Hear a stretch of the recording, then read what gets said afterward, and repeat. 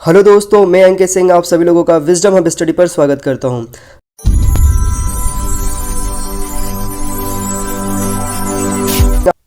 तो दोस्तों यहाँ पर हम पहले डिस्कस कर लेते हैं प्रीवियस लेसन के यहाँ पर क्वेश्चन जो मैंने आप लोगों को दिया था। तो पहला प्रश्न है यहाँ पर, लूखा नदी किस राज्य में बहती है? तो लूखा नदी जो है यह बहती है मेघालय में।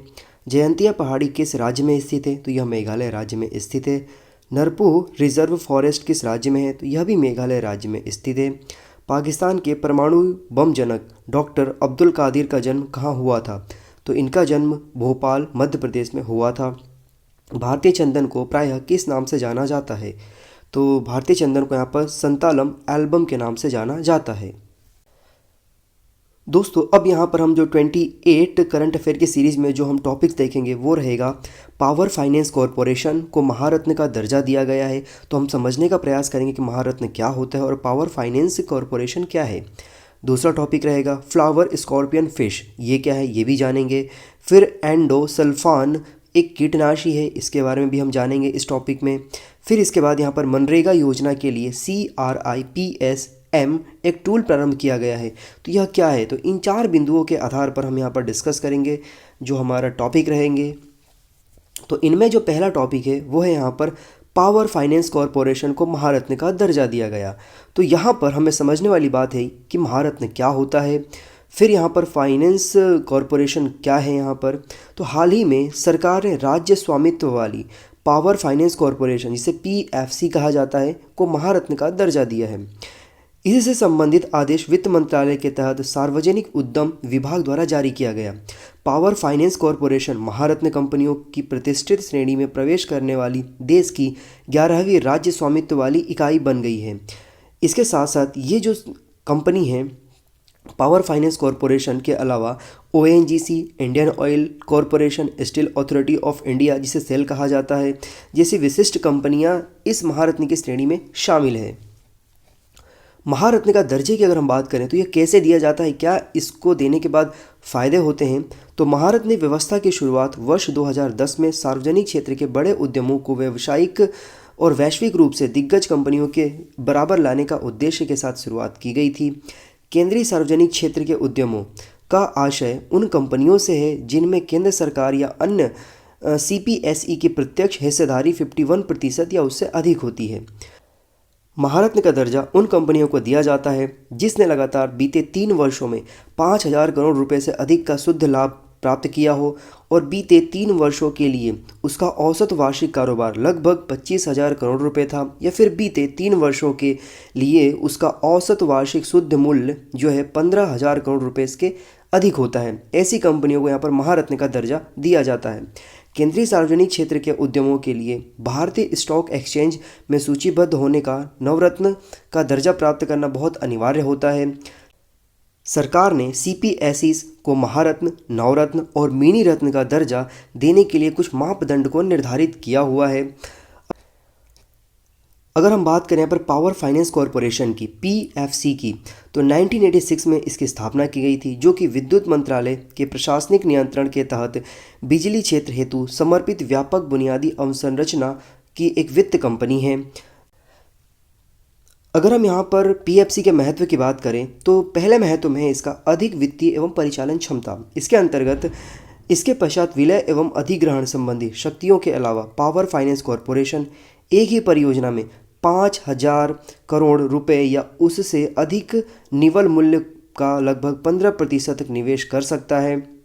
नवरत्न और मिनी रत्न CPSEs क्रमशः 1,000 करोड़ और 500 करोड़ रुपए तक का निवेश कर सकती है।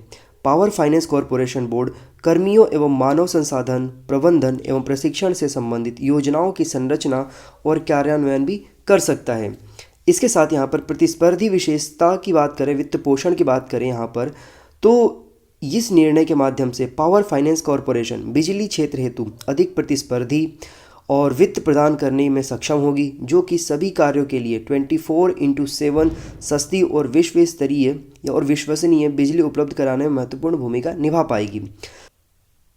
सरकार के एजेंडा की बात करें यहाँ पर किस प्रकार से मजबूती देगी ये संस्था, तो महारत्न के दर्जे के प्राप्त करने के साथ शक्तियाँ इसकी पावर फाइनेंस कॉरपोरेशन को राष्ट्रीय अवसंरचना पाइपलाइन के तहत वित्त पोषण के सरकार के एजेंडे को आगे बढ़ाने में मदद करेगी। साथ ही इससे वर्ष 2030 तक 40% हरित ऊर्जा की राष्ट्रीय प्रतिबद्धता और 3 करोड़ रुपए से अधिक के परिव्यय के साथ नई संशोधित वितरण क्षेत्र योजनाओं को प्रभावी निगरानी और कार्यान्वयन में मदद मिलेगी। अब जो यहाँ पर सेकंड टॉपिक है वो यहाँ पर फ्लावर स्कॉर्पियन फिश। तो यह न्यूज़ में इसलिए है कि इस मछली की जो प्रजाति है ये मुख्यतः प्रशांत महासागर में पाई जाती है, लेकिन यह हिंद महासागर में भी खोजी गई है। इसका मुख्य कारण ग्लोबल वार्मिंग है, क्योंकि यहाँ पर जो समुद्र के जल हैं उनका तापमान धीरे धीरे बढ़ रहा है। इस वजह से बढ़ने के कारण ये जो अपने प्रवास है इसको परिवर्तित कर रहे हैं और आकर्षण का केंद्र बन रहे हैं अन्य क्षेत्रों के लिए। तो अगर हम इसकी बात करें इस मछली की, तो यह रे फिनिश मछली के क्रम के श्रेणी से संबंधित है, जिसे स्कॉर्पियन फॉर्म के नाम से भी जाना जाता है। इसे लगभग एक सदी पहले वर्ष 1929 में जापान से दूर प्रशांत महासागर में खोजा गया था। स्कॉर्पियनी फॉर्म या बिच्छू मछली परिवार की मछलियाँ समुद्र के सबसे जहरीले जानवरों में से एक है। इस प्रजाति का शरीर से तुलनात्मक रूप से लंबा और बड़ा होता है। प्रजातियों की लंबाई 75 मिलीमीटर से लेकर के 127 मिलीमीटर तक होती है, जबकि शरीर की चौड़ाई 14 मिलीमीटर से 22 मिलीमीटर के मध्य होती है। स्कॉर्पियन फिश अपने झब्बेदार रंग पैटर्न के कारण मूंगा और चट्टानी परिवेश के साथ पूरी तरह से घुल मिल जाती है। प्राकृतिक आवास की अगर हम बात करें इस मछलियों की, तो यह प्रशांत महासागर में पाई जाती थी, लेकिन इसकी सीमा का विस्तार धीरे धीरे बढ़ रहा है और उत्तरी पश्चिमी प्रशांत से ये हिंद महासागर की तरफ धीरे धीरे आने लगी है। स्कॉर्पेनी फॉर्मिस की अगर हम बात करें तो इसे मेल चिक्ड फिश भी कहा जाता है तथा छोटी मछलियों के समूह में से किसी एक समूह की प्रत्येक मछली के गलफड़े की स्थितियों और अस्थियों की विशेष संरचना होती है। ये दुनिया के सभी महासागरों में पाई जाती है। माना जाता है कि ये गर्म समुद्री जल में उत्पन्न होती है, लेकिन इन्होंने समशीतोष्ण और यहाँ तक कि आर्कटिक और अंटार्कटिक समुद्रों के साथ साथ उत्तरी गोलार्ध के ताज़े जल को भी अपने निवास के रूप में अनुकूलित बना लिया है। यहाँ पर जो तीसरा टॉपिक है उसका नाम है एंडोसल्फान, जो कि एक प्रकार का कीटनाशक है। तो यह चर्चा में इसलिए है कि केरल के कासरगोड में क्या हुआ है कि पेरिया प्लांटेशन कॉरपोरेशन के परिसर में वहाँ पर प्रदर्शनकारियों ने प्रदर्शन किया और एंडोसल्फान जो है इसको सुरक्षित तरीके से नष्ट करने के लिए लोगों को आह्वान किया है। तो ये क्यों बात है, क्या होता है एंडोसल्फान? तो इसके लिए आपको जानकारी प्राप्त होनी चाहिए कि 2011 में सर्वोच्च न्यायालय ने पूरे भारत में एंडोसल्फान के प्रयोग पर प्रतिबंध लगा दिया था। एंडोसल्फान का उपयोग पर्यावरण के संतुलन के लिए एक बहुत बड़ा खतरा पैदा हो सकता है, ऐसा जजमेंट में कहा गया था। तो एंडोसल्फान एक प्रकार का आर्गेनोन क्लोरीन कीटनाशक होता है, जो कि एक प्रतिबंधित कीटनाशक है। इसका उपयोग वर्ष 1940 से 1960 के दौरान कीटनाशक के रूप में कृषि और मच्छर नियंत्रण हेतु बड़े पैमाने पर किया जाता था। अगर हम इसके उपयोग की बात करें तो कपास, काजू, फल, चाय, धान, तंबाकू आदि फसलों पर सफ़ेद मक्खियों, एफिड्स, बीटल आदि के नियंत्रण के लिए एंडोसल्फान का छिड़काव किया जाता था। एंडोसल्फान के अगर प्रभाव की बात करें तो पर्यावरणीय प्रभाव में यह पर्यावरण में एंडोसल्फान खाद्य श्रृंखलाओं में समाहित हो जाता है, जिससे व्यापक स्तर पर समस्याएं पैदा होती है।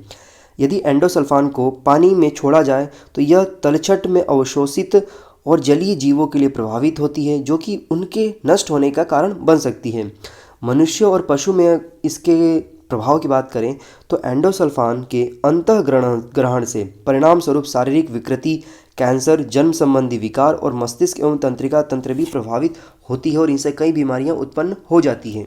तो यहाँ पर अगर हम बात करें तीसरे टॉपिक की, तो उसका नाम है मनरेगा योजना के लिए CRISPM टूल। यह क्या है? तो हाल ही में महात्मा गांधी राष्ट्रीय ग्रामीण रोजगार गारंटी योजना, जिसे मनरेगा कहा जाता है, हेतु जलवायु लचीलापन सूचना प्रणाली और नियोजन एक टूल लॉन्च किया गया है। तो CRISPM क्या है? तो यह मनरेगा और भौगोलिक सूचना प्रणाली आधारित कार्यान्वयन में जलवायु सूचनाओं को भी शामिल करने में मदद करेगा। GIS एक कंप्यूटर सिस्टम है जो भौगोलिक रूप से संदर्भित जानकारी का विश्लेषण और प्रदर्शन करता है। CRISPM एम टूल के कार्यान्वयन से ग्रामीण समुदायों के लिए जलवायु परिवर्तन के मुद्दों से निपटने हेतु नई संभावनाएं खुल जाएगी। इस टूल का उपयोग 7 राज्यों बिहार, झारखंड, उत्तर प्रदेश, मध्य प्रदेश, छत्तीसगढ़, उड़ीसा और राजस्थान में किया जाएगा। मनरेगा योजना की अगर हम बात करें तो यह दुनिया के सबसे बड़े रोजगार गारंटी कार्यक्रमों में से एक है। इसकी लॉन्चिंग 2 फरवरी 2006 को किया गया था। महात्मा गांधी राष्ट्रीय ग्रामीण रोजगार गारंटी अधिनियम 23 अगस्त 2005 को पारित किया गया था। यदि हम बात करें मनरेगा योजना के उद्देश्य की, तो सार्वजनिक कार्य से संबंधित अकुशल शारीरिक श्रम करने के इच्छुक किसी भी ग्रामीण परिवार के वयस्क सदस्यों को प्रत्येक वित्तीय वर्ष में मतलब 365 दिनों में 100 दिन की रोजगार देने की गारंटी यह प्रदान करता है योजना। यदि हम बात करें यहाँ पर काम करने का कानूनी अधिकार को लेकर के, तो पूर्ववर्ती रोजगार गारंटी योजनाओं के विपरीत इस अधिनियम का उद्देश्य की अगर हम बात करें तो आधारित जो योजना है, इसकी ढांचा है, उसके माध्यम से गरीबी के कारणों को संबोधित करना है। लाभार्थियों में कम से कम 1/3 महिला होनी चाहिए। न्यूनतम मजदूरी अधिनियम 1948 जो कि अब मजदूर संहिता 2019 के तहत सम्मिलित किया गया है, के तहत राज्य में कृषि मजदूरों के लिए निर्दिष्ट वैधानिक न्यूनतम मजदूरी के अनुसार मजदूरी दर का भुगतान किया जाएगा। हम यहाँ पर बात करें मांग संचालित योजना की, तो मनरेगा के डिज़ाइन का सबसे महत्वपूर्ण हिस्सा किसी भी ग्रामीण वयस्क को काम की मांग किए जाने के 15 दिन के भीतर काम पाने के लिए कानूनी रूप से समर्थित गारंटी है, जिसमें विफल होने पर बेरोजगारी भत्ता दिए जाने का प्रावधान भी किया गया है। यह मांग संचालित योजना श्रमिकों के स्वचयन को सक्षम बनाती है। तो दोस्तों, यहाँ पर जो हमने टॉपिक्स पढ़े हैं, उन टॉपिक्स पर यहाँ पे कुछ प्रश्न हैं आपसे। मुझे उम्मीद है कि यदि आप लोगों ने इस पूरे 4 टॉपिक्स को ध्यानपूर्वक सुना होगा तो उनके जवाब आप मुझे कमेंट सेक्शन में दे पाएंगे। सरकार ने किस राज्य स्वामित्व वाली कंपनी को महारत्न का दर्जा दिया है? महारत्न व्यवस्था की शुरुआत किस वर्ष की गई थी? फ्लावर स्कॉर्पियन फिश नामक मछली 1929 में कहाँ खोजी गई थी?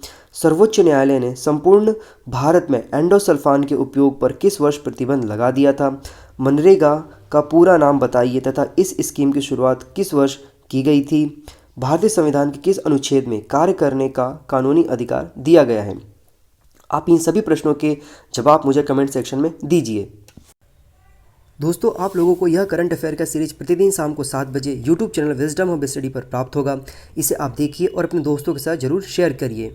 दोस्तों, इस वीडियो को यदि आप फेसबुक पर देख रहे हैं, यूट्यूब पर देख रहे हैं, इंस्टाग्राम पर देख रहे हैं, जहां भी देख रहे हैं, आप इस वीडियो के लिंक को अपने दोस्तों के साथ वाइडली शेयर करिए। चलिए, फिर से मुलाकात होगी। Have a good day. जय हिंद, जय भारत।